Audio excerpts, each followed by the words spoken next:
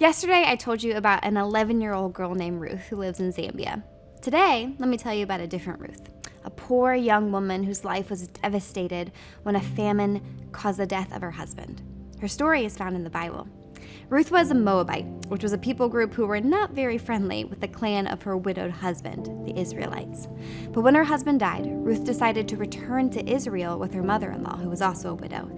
In making that decision, the two of them entered into a life of destitution. They had no money, no food, no ability to find work. But thankfully, God had built into the fabric of his special community a way for women like Ruth to be cared for.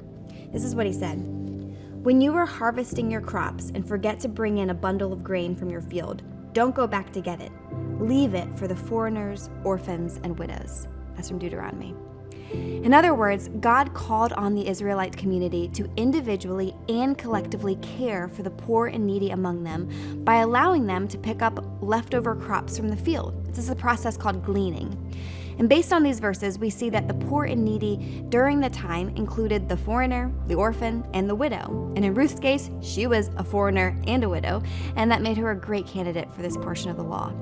But that said, not every Israelite was equally as generous with their provision. In fact, the generosity of the landowner could be determined by the amount of margin that he left around the outside of his field. Gleaning was difficult, and it could yield very little reward if the landowner didn't leave much for the needy. To glean, Ruth went to the land of a relative named Boaz. And the fact that Ruth even chose Boaz's fields indicates that he was a landowner who left an amount of margin that would be encouraging to someone in need. But in admiration of Ruth's character, he went even further than the law required. He provided for her protection from all the gawking gazes of the men in the field. He invited Ruth into the center of the fields to glean behind his slave girls, and he even instructed them to intentionally pull out heads of barley to drop for Ruth on purpose.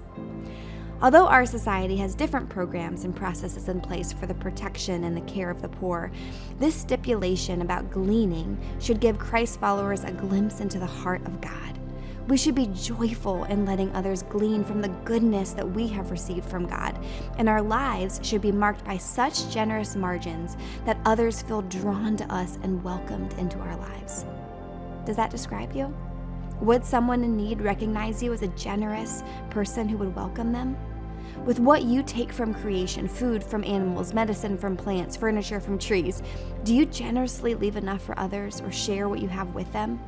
If not, what might you do to let others glean more abundantly from the goodness that God has blessed you with?